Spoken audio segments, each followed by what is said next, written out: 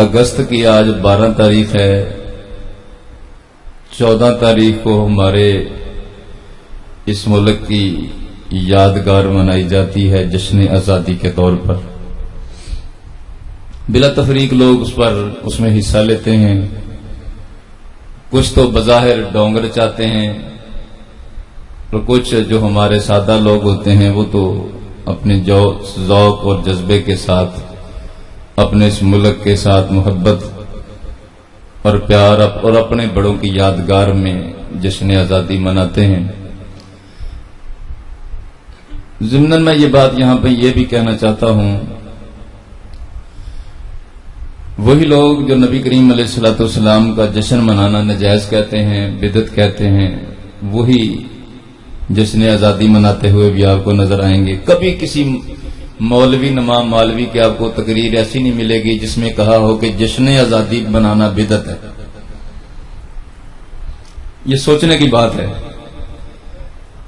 کبھی کسی مولوی نمام مالوی کی یہ تقریر آپ کو کہیں سے نہیں ملے گی کہ جشن آزادی منانا بدعت ہے، مگر آپ کو ایسے لوگوں کی ہزاروں تقریریں مل جائیں گی، ہزاروں کتابیں مل جائیں گی کہ جن میں ہوگا کہ نبی پاک کا میلاد منانا بدعت ہے. سوچنے کی بات یہ ہے کہ پاکستان کا یوم رسول اللہ کے یوم سے بھی بڑھ کر ہے. جس پاکستان کو اسلام کے رسول اللہ کے نام پر حاصل کیا گیا اس کا یوم تو منانا جائز ہے، اور جو اس کی بنیاد ہے اس کی بنیاد میں جس کا نام انور و اقدس ہے، ان کا جشن منانا حرام ہے، نجائز ہے، بدعت ہے، یہ وہ وغیرہ نعوذ باللہ من ذالک. تو یہ ان لوگوں کی رسول اکرم صلی اللہ علیہ وسلم سے دشمنی کا اندازہ آپ اسی بات سے لگا سکتے ہیں.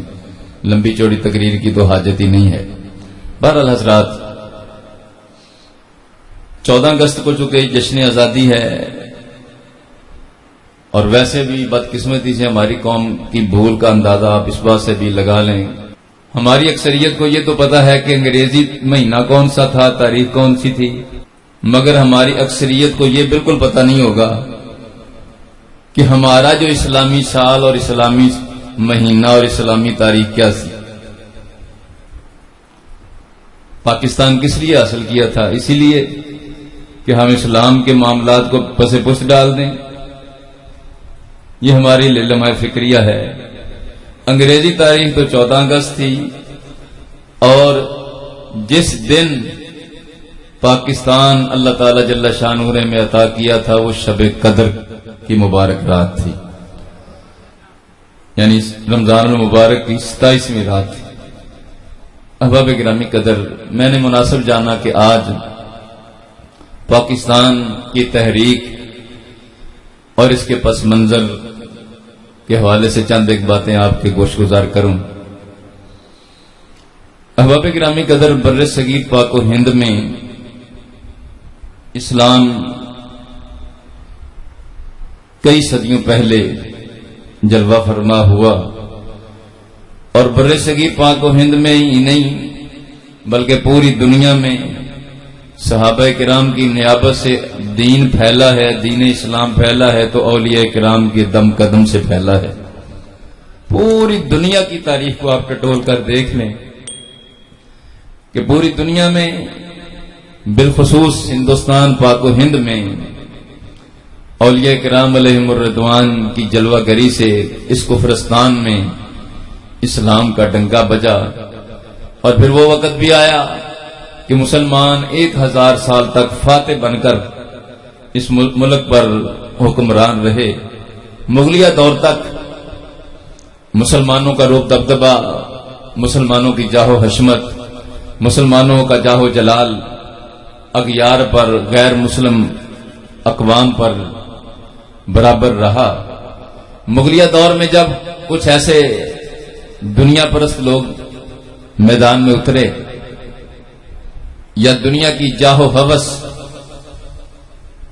کے حاملین میدان میں اترے، تو پھر کیا ہوتا ہے کہ اکبر بادشاہ جب سلطنت کی ڈور سنبھالتا ہے تو بعض دین دشمن عناصر کے ساتھ اس کا رابطہ ہوتا ہے، دین دشمن مولوی نواب مالوی اس کے چرنوں میں آ کے بیٹھتے ہیں. ان کی بیٹھک، ان کی صحبت بد کی نحوست اور لعنت جو ہے ایسی طاری ہوتی ہے کہ اس کے دل میں ایک داعیہ پیدا ہوا اسلام دشمنی کا کہ ہندو اور مسلم دونوں کو اکٹھا ہونا چاہیے. اس نے شریعت مصطفیٰ کریم علیہ الصلوۃ والسلام میں ترمیم و تنسیخ کرنے کی ناپاک خبیث کوشش کی. اس وقت علماء کے دو دھڑے بن گئے.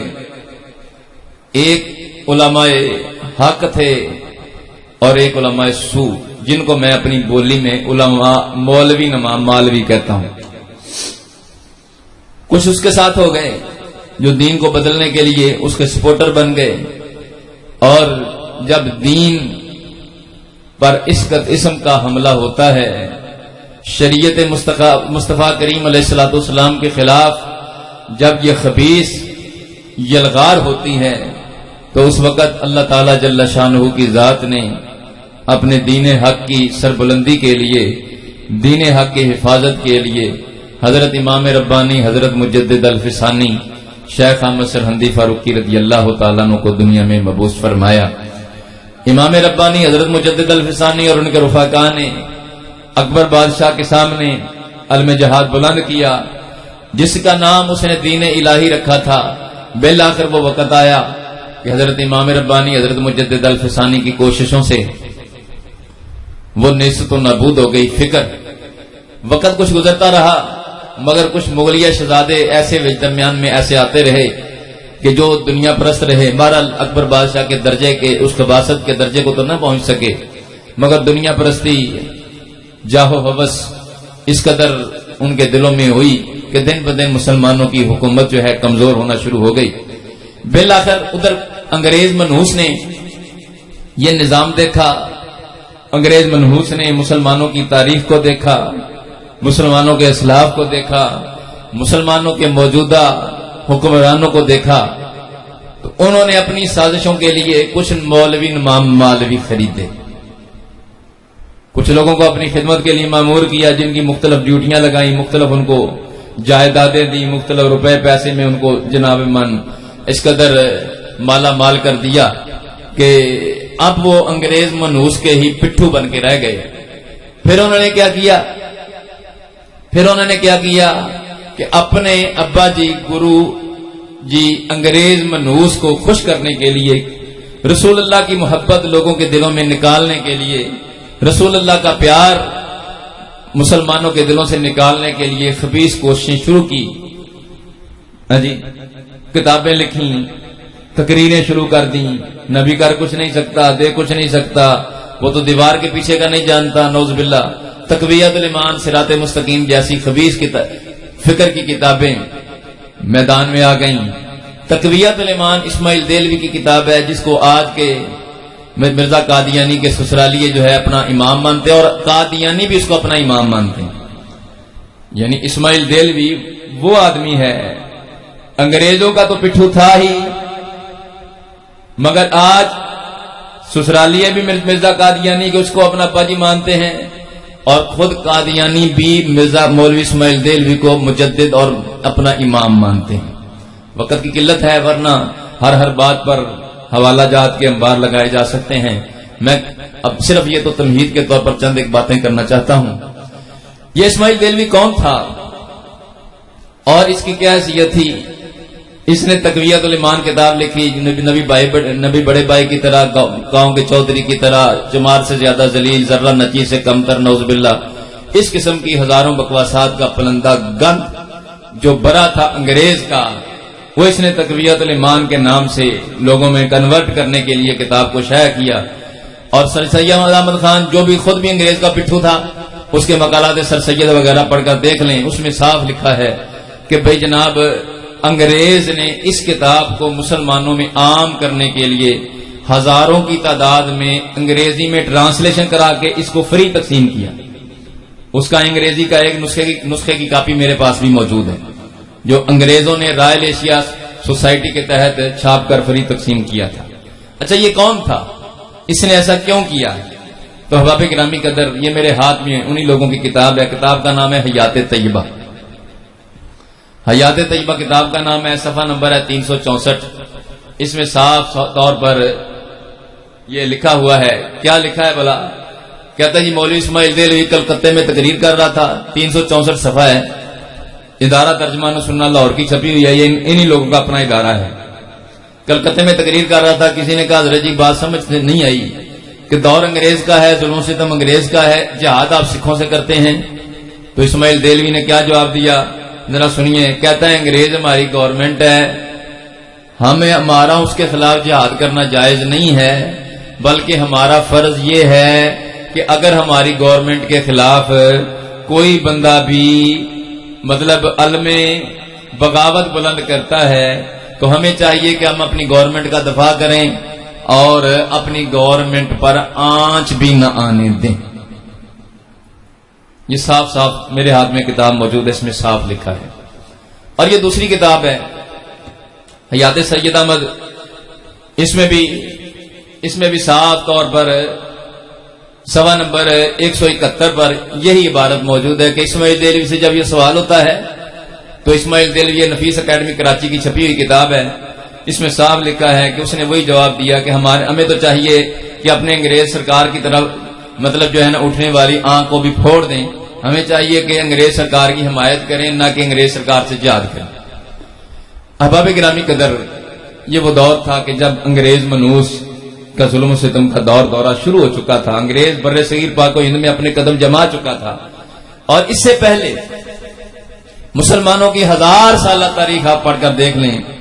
مسلمانوں کی 1000 سالہ تاریخ آپ کو بتائے گی کہ مسلمانوں کی 1000 سالہ تاریخ میں ایک بھی اس خبیث فکر کا آدمی نہیں تھا، بلکہ سب کے سب اسی فکر کے تھے جس کو آج کل سنی حنفی بریلوی خیال کیا جاتا ہے.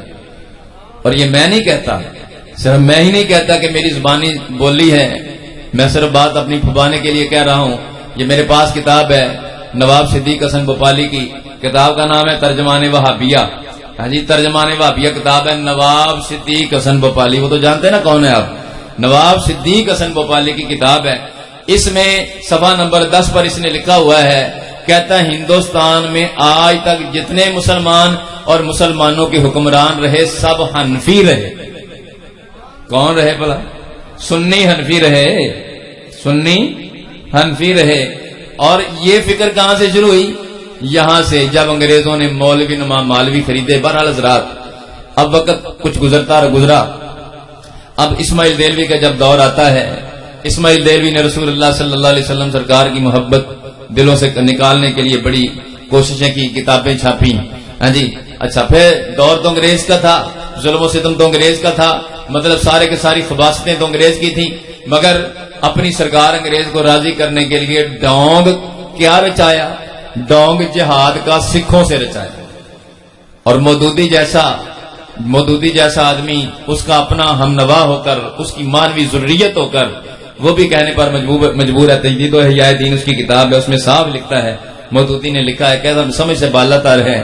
ہمارے بزرگوں کو یہ کیوں نہیں سمجھ آئی کہ دور انگریز کا ہے، جہاد وہ سکھوں سے کر رہے ہیں. مقصد کیا تھا؟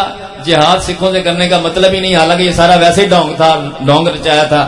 ورنہ بالا کوٹ میں سکھوں کا نام و نشان نہیں تھا، وہاں تو پٹھان تھے، پٹھان بھی مسلمان تھے سارے. ہاں جی، وہاں پر تو سکھوں کا نام و نشان نہیں تھا. اور ان کو مارا بھی سکھوں نے، پٹھانوں نے، کہ رسول اللہ کی شان میں گستاخی کی ہوگی علیہ الصلوۃ والسلام. تو جناب جو پٹھان تھے وہ غیرت مند مسلمان تھے، انہوں نے کہا تم رسول اللہ کی گستاخی کرتا ہے، تو ان خبیثوں کو جہنم واصل کر دیا. اچھا جی، کچھ وقت گزرا.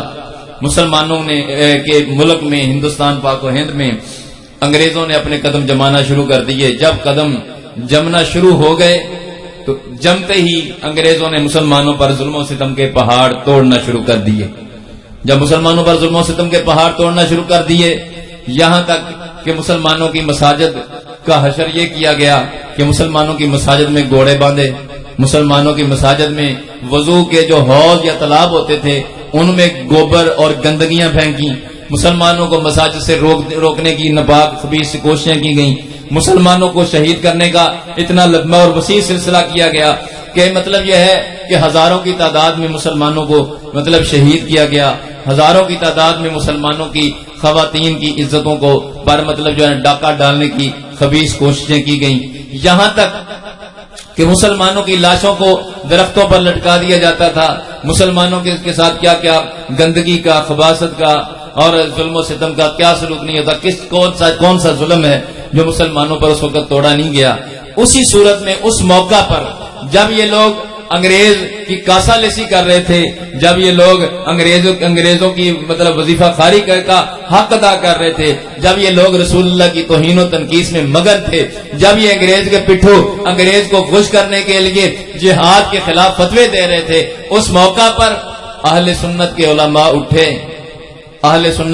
اٹھے، جن میں سر فہرست علامہ فضل خیر آبادی رحمۃ اللہ تعالی علیہ اور مفتی کفایت علی کافی رحمۃ اللہ علیہ، مفتی عنایت احمد گوروی رحمۃ اللہ علیہ، مولانا احمد علی احمد اللہ مدراسی رحمۃ اللہ علیہ اور بڑے بڑے سنی اس زمانے کے چوٹی کے علماء اٹھے۔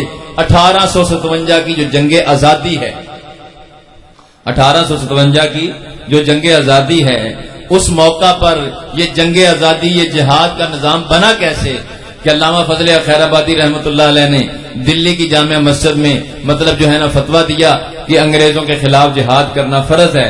اس زمانے کے اہل سنت کے تمام علماء نے جناب فتوی جہاد کی ترغیب دی، اس وقت اس جہاد کے فتوے کو شائع کیا گیا، پورے ملک میں تقسیم کیا گیا، مسلمانوں کی جمعیت جو ہے انگریزوں کے خلاف اٹھ کر کھڑی ہو گئی، مسلمانوں کے جو سربراہ تھے، مسلمانوں کے جو قائدین تھے، وہ سارے کے سارے سنی علماء تھے، کوئی دوسرا نہیں تھا۔ بلکہ دوسرے کیا کر رہے تھے، جب سنی علماء جہاد کر رہے تھے، جب سنی علماء مطلب جو ہے انگریزوں کے خلاف بول رہے تھے، جب سنی علماء فتوے دے رہے تھے، تو یہ کیا کر رہے تھے، یہ انگریزوں کی اس وقت جناب من وفاداری کا اظہار کر رہے تھے، اس وقت انگریزوں کے ساتھ پیار محبت کے مطلب گن گا رہے تھے، یہاں تک کہ مسلمان جہاد میں مگن تھے، مسلمانوں پر ظلم و ستم کے پہاڑ توڑے جا رہے تھے، اور یہ گھروں میں بیٹھ کر انگریزوں کی مہموں کی خدمتیں کر رہے تھے۔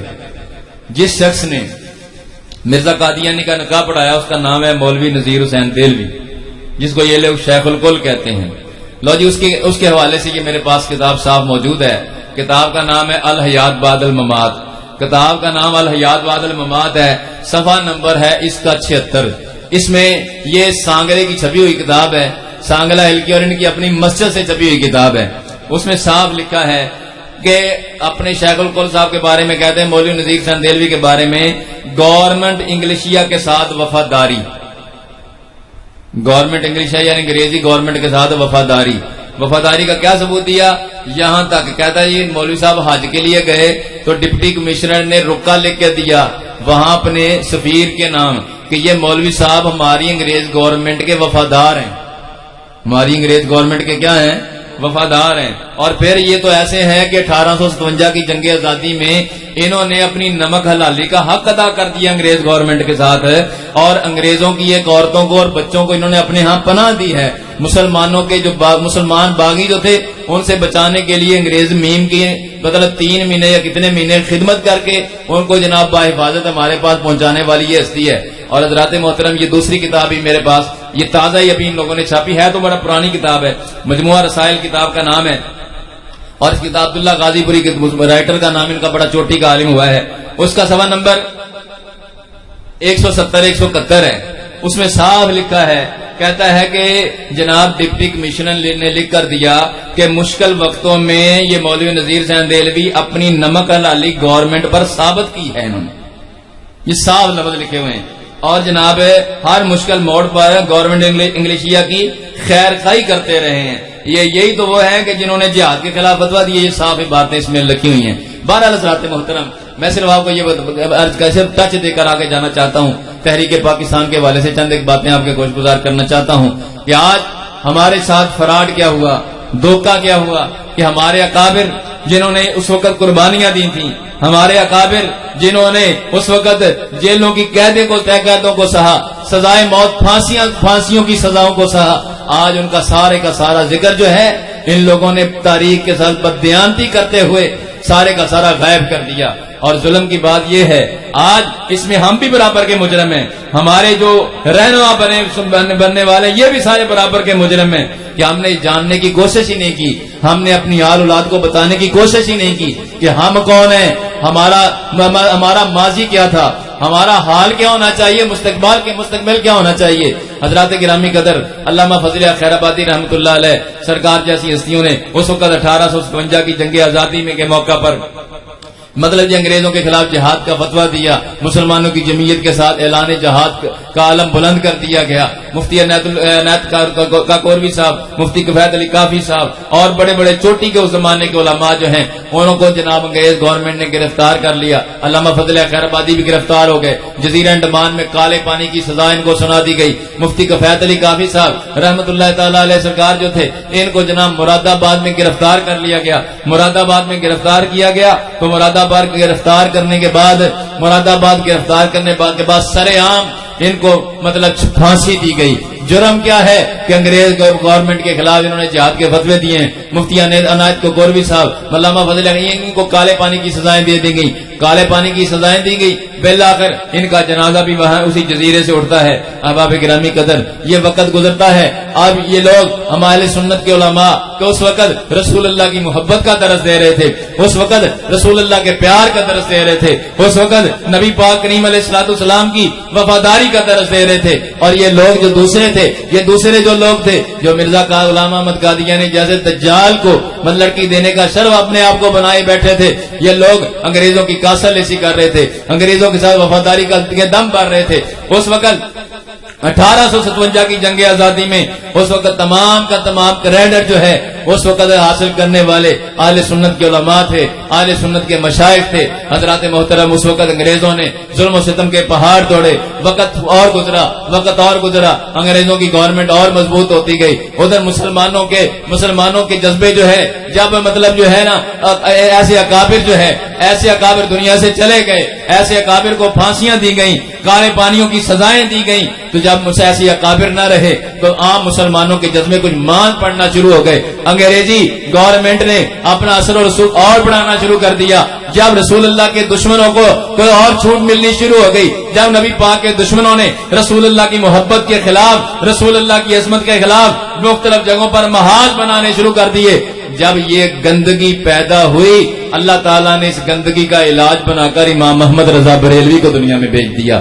امام محمد رضا فاضل بریلوی رضی اللہ تعالیٰ عنہ سرکار، امام محمد رضا فاضل بریلوی 1857 کی جنگ آزادی سے 1 سال پہلے پیدا ہوئے، اور آپ کے والد مولانا رضا علی خان، آپ کے والد مولانا شاہ نقی علی صاحب، آپ کے دادا جان مولانا شاہ رضا علی خان، یہ سارے وہ لوگ تھے جو مجاہدین جنگ آزادی کو پوری سپورٹ کرنے والے تھے، مجاہدین جنگ آزادی کے ساتھ پورے دم قدم یعنی شانہ بشانہ چلنے والے لوگ تھے۔ احباب گرامی قدر اب وقت تھوڑا سا گزرا، انگریزوں کے ظلم و ستم مزید بڑھتے رہے۔ ایک وقت ایسا آیا کہ انگریزوں نے مسلمانوں میں کچھ سیاسی قائدین ایسے چنے جنہوں نے مطلب جو ہے نا مسلمانوں میں پھوٹ ڈالنے کے لیے اور ڈنگ طریقے اختیار کیے۔ اب مسلمانوں میں جناب بیداری کا جذبہ پیدا کرنے والے اعلیٰ حضرت امام اہل سنت امام محمد رضا بریلوی جیسے لوگ اور امام محمد رضا کے لشکر کے سپاہی تو موجود تھے، کام کر رہے تھے۔ امام محمد رضا فاضل بریلوی وہ ذات ہے حضرات گرامی قدر، انگریزی دور میں آج ہمارے ملک کی جو بنیاد بنی وہ 2 قومی نظریہ بنا، اور سب سے پہلے 2 قومی نظریہ یہ دنیا کے کسی سیاسی قائدین میں سے کسی نے پیش نہیں کیا۔ سب سے پہلے انگریز دور میں 2 قومی نظریہ پیش کرنے والی جو ذات ہے اس وقت جب تک یہ علیحدہ ملک کی کسی کو ہوا تک نہیں لگی تھی، کسی کے ذہن و دماغ میں بات نہیں تھی، اس وقت بھی اگر یہ 2 قومی نظریہ پیش کرنے والی کوئی ذات ہے تو اس کا نام امام محمد رضا بریلوی رضی اللہ تعالی۔ 1897 یہ کس موقع کی بات ہے؟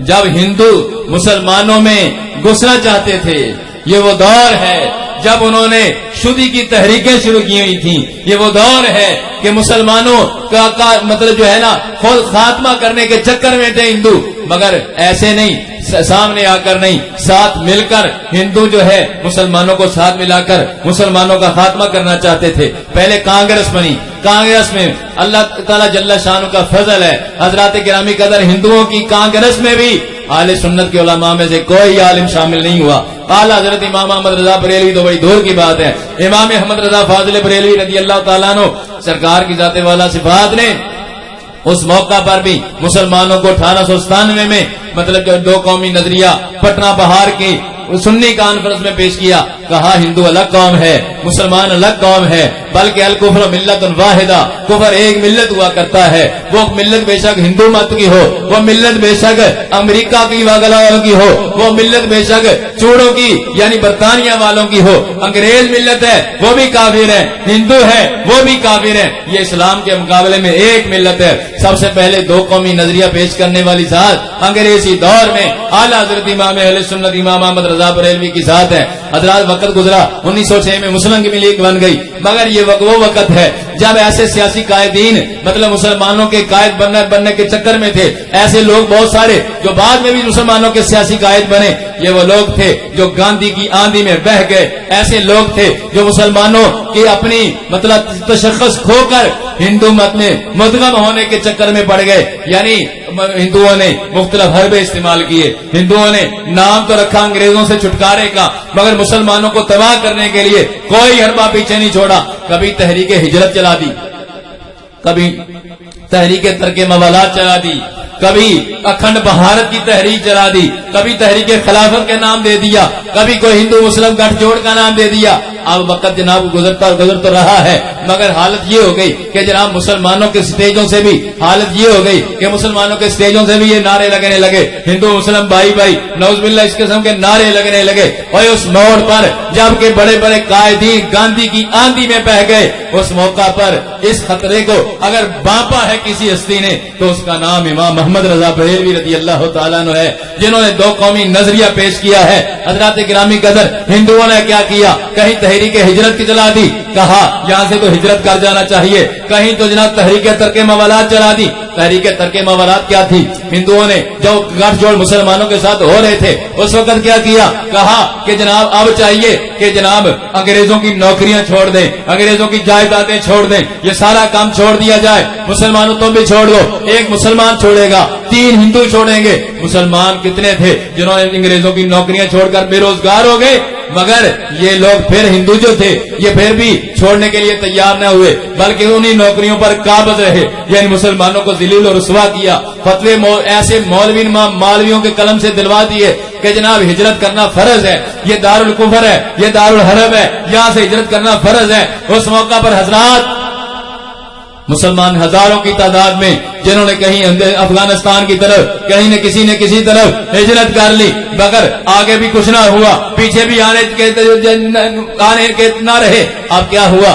مسلمان ذلت و رسوائی میں پسنے لگے۔ حضرات گرامی قدر، بالآخر مسلمانوں کے یہ مطلب مسلمانوں میں یہ ایک جذبہ بیدار ہوا۔ یہ بیدار کرنے والی ہستی کون ہے؟ اس کا نام امام محمد رضا فاضل بریلوی ہے۔ ارے جب اقبال جیسے جناح جیسے لوگوں کے وام و گمان میں پاکستان نہیں تھا، اس وقت بھی اعلیٰ حضرت فاضل بریلوی امام محمد رضا فاضل بریلوی رضی اللہ تعالیٰ عنہ کے خلیفہ حضرت مولانا صدر اللہ فاضل سید محمد نعیم الدین مراد آبادی رحمۃ اللہ علیہ نے آل انڈیا سنی کانفرنس جو ہے 1925 میں مراد آباد میں کی ہے۔ اس وقت وہاں پاکستان کا نظریہ پیش کیا کہ مسلمانوں کا الگ ایک ملک ہونا چاہیے۔ الہ آباد کے مقام پر 1930 میں نظریہ پیش کیا گیا، مگر 5 سال پہلے امام احمد رضا فاضل بریلوی کے شاگرد ہزاروں کی تعداد میں علماء مشائخ جمع ہوئے مراد آباد میں، جنہوں نے یہ نظریہ پیش کیا ہے۔ پورے ملک میں یہ تحریکیں شروع ہو گئیں۔ حضرات گرامی قدر، آپ ساری تاریخ کو پڑھ کر دیکھ لیں، ظلم اور بددیانتی یہی ہوئی ہے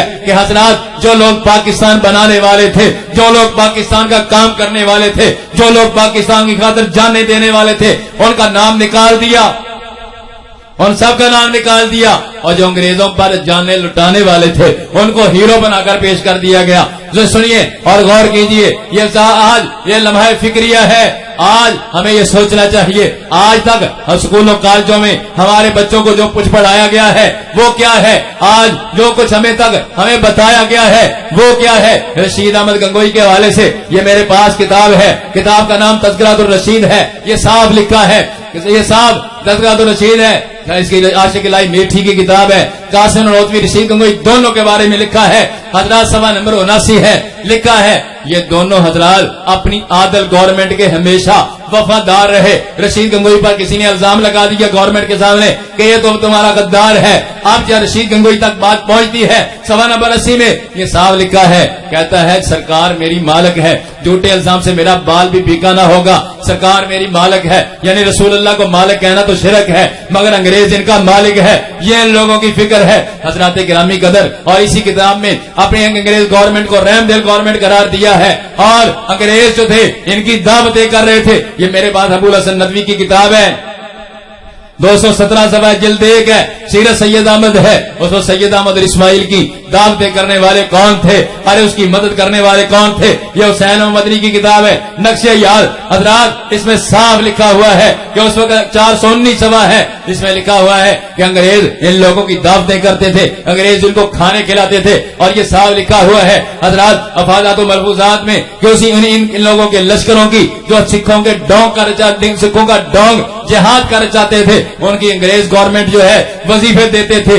अंग्रेज गवर्नमेंट उनकी मदद करती थी। और हजरात इन लोगों के मदरसों के दौरे किए, अंग्रेज गवर्नमेंट ने दौरे किए। और ये मेरे हाथ में किताब है, मौलाना हसन ननौतवी किताब का नाम है, 217 है। अंग्रेज का जसूस, अंग्रेजों का एक अफसर आता है, देवबंद के मदरसे का दौरा करता है, कहता है ये मदरसा खिलाफ सरकार नहीं बल्कि मुआविन सरकार है, मुवाफिक सरकार है, 217 है। हजरात मोहतरम, और कितनी किताबें पेश की जा सकती हैं। आज जो पाकिस्तान के बाम में चाचे बने हुए हैं, यही वो लोग थे जो पाकिस्तान के दुश्मन थे। ये मेरे हाथ में तर्जमान कुरान रसाला है, नवंबर 1963 है, मौदूदी का रसाला है। साफ लिखा है कि तकसीम पाकिस्तान के मामले में हम अलहदा रहे हैं, और इसके तहरीक आजादी हिंद और मुसलमान में पाकिस्तान को ना पाकिस्तान कहा है। तर्जमान कुरान के एक और शुमारे में कहा पाकिस्तान की हिमायत में मैंने एक जुमला भी नहीं बोला हो तो मुझे बताओ मैंने कहा बोला है। ये वो लोग थे जो पाकिस्तान के साथ दुश्मनियां करने वाले लोग थे। और ये जफर अली खान की किताब है,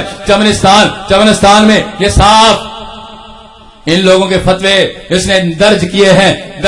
सुनो और गौर करो। कहा उस मौका पर यही लोग थे जो फतवे नाम लिखे हुए हैं। मैं वक्त की भी किल्लत और सिर्फ अपने खास अंदाज के एतबार से यह बात कहना चाहता हूँ, सिर्फ आपको बताना चाहता हूँ हमारे साथ दजा और धोखा क्या हुआ है, फराड तारीख की बददियानती क्या हुई है। ये नाम भी सारे लिखे हुए हैं कि जनाब इन लोगों ने उस मौका पर फतवे दिए कि मुस्लिम लीग को वोट देने वाले सारे सूर हैं, मगर सुन्नी उलमा थे। अरे पीर जमात अली शाह साहब मोहतसिब अलीपुरी थे, मुफ्ती आजम हिंद मौलाना शाह मुस्तफा रजा आला के शहजादे थे, हुज्जतुल इस्लाम मौलाना शाह हामिद रजा थे, सदरुल शरिया मौलाना अमजद अली याज़मी रहमतुल्लाह अलैह थे, हज़रत शाह अब्दुल अलीम मेठी रहमतुल्लाह अलैह थे, मुफ्ती बुरहानुल्लाह जबलपुरी रहमतुल्लाह अलैह थे, अरे मौलाना सुलेमान अशरफ बिहारी रहमतुल्लाह, अरे कितने सुन्नी उलमा थे।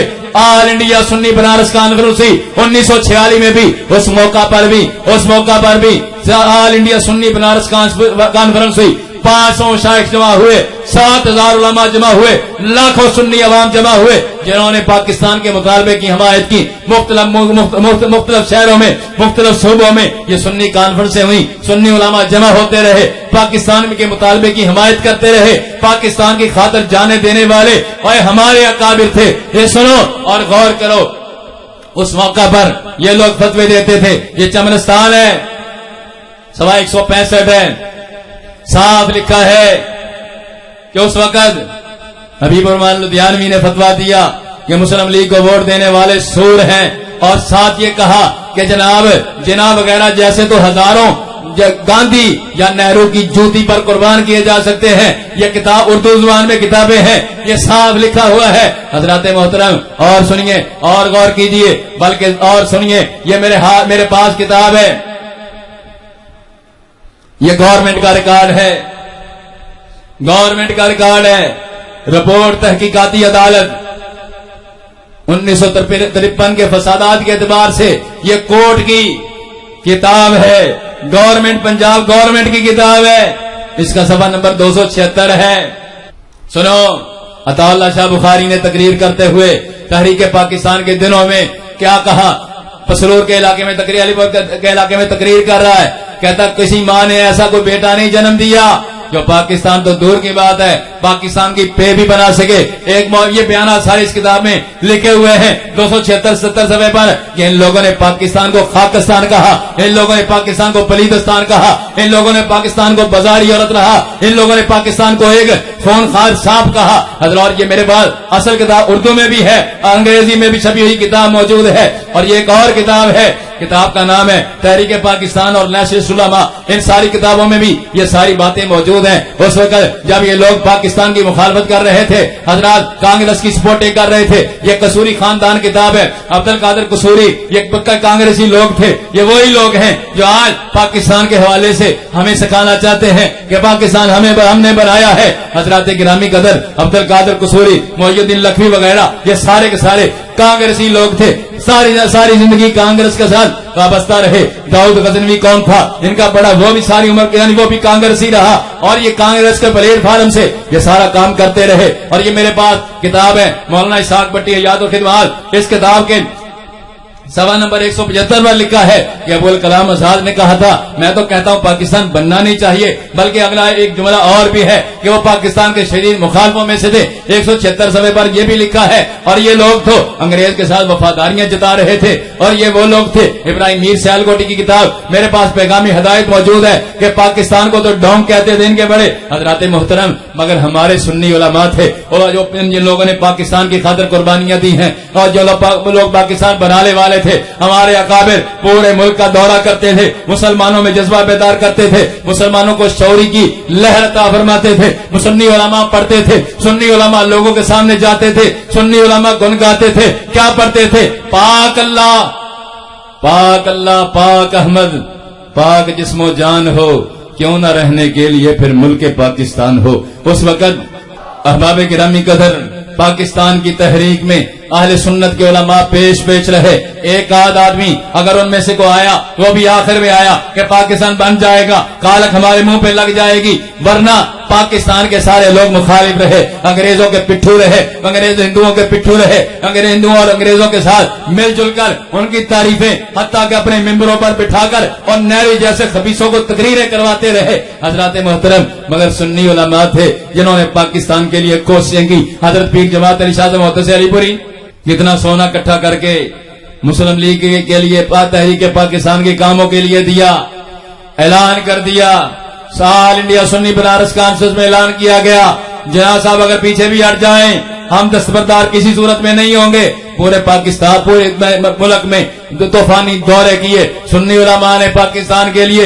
حضرات گرامی قدر قربانیاں دی, مگر جب پاکستان بن گیا تو پھر کیا ہوا؟ پاکستان کی تاریخ کو فوراً مسخ کرنے کی کوششیں کر دی گئی. پاکستان بنتے ہی جو پہلے نعرہ تھا, جن جو سیاسی لیڈر بھی اس وقت نعرہ لگاتے تھے کہ اسلام کے نام پر سارا ہے, پاکستان بنتے ہی آنکھیں بند کر لی. پاکستان بنتے ہی سارے کا سارا نظام بدل دیا, سارے کا سارا نظام خباثت کے حوالے کر دیا. آپ غور کیجئے پاکستان ہمارے ساتھ ظلم کیا ہوا ہے. یہ تو پاکستان اسلام کے نام پر بنا تھا, 70 سال ہونے کے باوجود بھی یہاں اسلام نافذ نہیں ہو سکا. کیوں نہیں ہو سکا؟ ذرا سنیے, غور کیجئے. پاکستان بنتے ہوئے ظلم کیا ہوا؟ پاکستان کا پہلا وزیر خارجہ کون بنا؟ کس کو بنایا؟ سر ظفر اللہ کو, وہ خبیث قادیانی تھا. پاکستان کا پہلا وزیر قانون کس کو بنایا؟ سنیے, جو پاکستان اسلام کے نام پر بنا, جو اسلامی مملکت کے طور پر مستشہود بنایا, اس کا وزیر قانون کس کو بنایا؟ جوگندر ناتھ منڈل ایک ہندو کو بنایا. ارے پاکستان کی فوج کا کمانڈر ان چیف کس کو بنایا؟ ڈگلس جو ہے ایک انگریز تھا, اس کو بنا دیا. پھر آگے جیسے جیسے حکمران آتے رہے ویسے پاکستان میں اسلام کا نام تو لیتے رہے, مگر اسلام نافذ نہیں ہو سکا. حضرات محترم, آج بلکہ آج تو یہ ہوا کہ جو اصل پاکستان کے قائدین تھے, تحریک پاکستان کے رہنما تھے, ان کو تو تاکہ نسیان میں پھینک دیا گیا, ان کو تو جناب منصر شعور سے غائب کر دیا گیا. اور جو پاکستان کے دشمن تھے, جو کہتے تھے پاکستان کی پے بھی نہیں بننے دیں گے, وہ پاکستان کے جناب मतलब चौधरी बन गए, वो पाकिस्तान के जनाब कायदीन बन गए। आज हमें सोचना चाहिए, आज हमने अपने बच्चों को क्या पढ़ाया है, आज हमने अपने बच्चों को क्या तालीम दी है, आज हमने अपनी तारीख को क्या देखा है। हजरत मोहतरम, दुनिया तो बीत जाएगी, मगर आज भी हमने अगर गौर नहीं किया, आज जो पाकिस्तान इस मोड़ पर पहुंचा है, दहशतगर्दी के इस मोड़ पर पहुंचा है, जुल्म सितम के इस दौड़ मोड़ पर पहुंचा है, आज गौर तो कीजिए, इस्लाम के खिलाफ कौन सा हरबा है जो इस मुल्क में नहीं बरता जा रहा। वजह क्या है कि हम सोए हुए हैं, हमने इस्लाम का नाम लिया, ये इस्लाम के नाम पर मुल्क बनाया, मगर इस्लाम के नाम पर मुल्क बनाकर गौर कीजिए 70 सालों में इस्लाम के नाम पर कितना जुल्म सितम हुआ है। इस्लाम का नाम तो लिया, मगर रह इस्लामाबाद जाता है, इस्लाम चला जाता है, इस्लाम का तो करीब नहीं आते। यहाँ तक गौर कीजिए, पाकिस्तान क्यों बनाया था कि अपना मुल्क होगा, अपने मुल्क में हम इस्लाम के मुताबिक अपनी जिंदगी बसर करेंगे, अपनी आसान होगी, अपनी जमातें होंगी, अपनी नमाजें पढ़ेंगे, अपनी इबादत के मुताबिक तरीके अपनी जिंदगी गुजारेंगे, अपनी मुआशरत के मुताबिक मुआशरत होगी, मुआशरा होगा। मगर आज उसी मुल्क में जो इस्लाम के नाम पर बना, मस्जिदों में एक स्पीकर से ज्यादा स्पीकर लगाने की इजाजत नहीं है। उस मुल्क में हक बोलने की इजाजत नहीं है। बेहयाई है तो अरूज पर है, जुल्म सितम है तो अरूज पर है।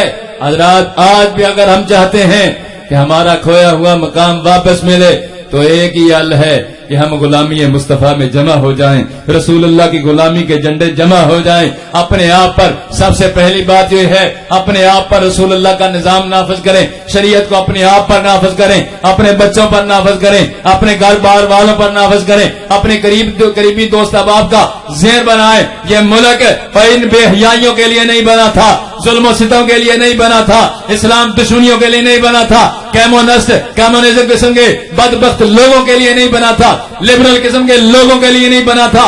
यह मुल्क बना था रसूलुल्लाह के दीन के नफाज के लिए। उस वक्त तो हमारे बड़े पढ़ते थे, पाकिस्तान का मतलब क्या, ला इलाहा इल्लल्लाह। अरे उस वक्त नौजवान जो बच्चे थे वो भी कहते थे बन के रहेगा पाकिस्तान। मतलब क्या है कि पाकिस्तान का मतलब क्या, ला इलाहा इल्लल्लाह मुहम्मद रसूलुल्लाह।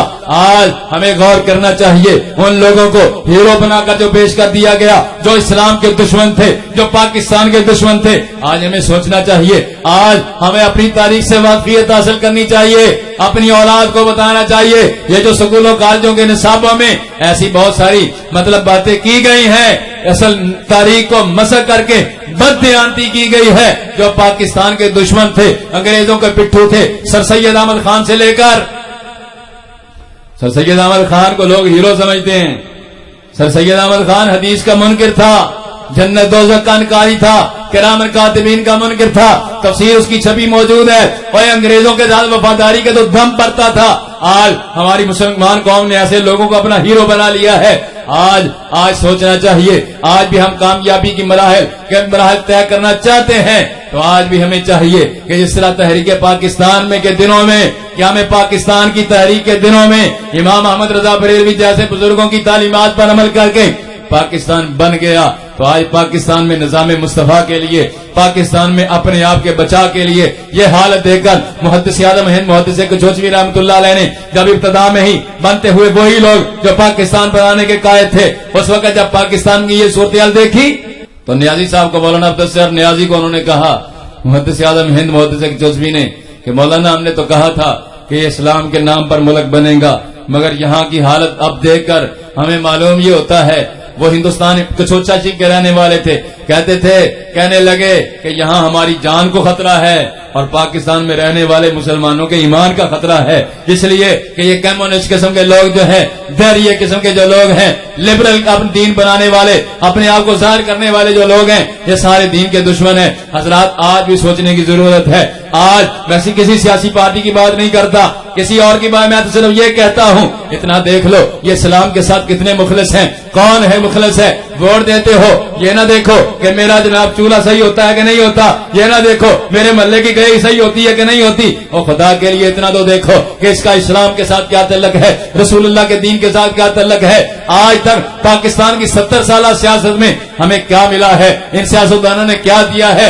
आज जरूरत है कि हमें पाकिस्तान में کوئی ایسا حکمران ملے جو رسول اللہ کے رنگ میں رنگا ہوا ہو تو پھر کیا ہوگا؟ سیدنا فاروق اعظم کی یاد تازہ ہو جائے گی کہ جو فرماتے تھے کہ نہر فرات کے کنارے کتا بھی پیاسا مر جائے، تو فاروق اعظم اس کا بھی جواب دہ ہے۔ مسلمانوں کی اس وقت کیا حالت تھی اور ہمارے اکابر کے ادوار میں کیا حالت تھی، مسلمانوں کا کیا روب دبدبا تھا، آج مار کی حالت ہے۔ آج سوچنا چاہیے۔ اللہ تعالیٰ جل شانہ کی بارگاہ میں دعا کرتے ہیں اللہ تعالیٰ اپنے حبیب کے صدقے ہمیں سچا پکا مسلمان بننے کی، اپنے آپ پر اپنے سونے آقا کا نظام نافذ کرنے کی، مذہب حق اہل سنت پر زندگی اسی پر موت عطا فرمائے۔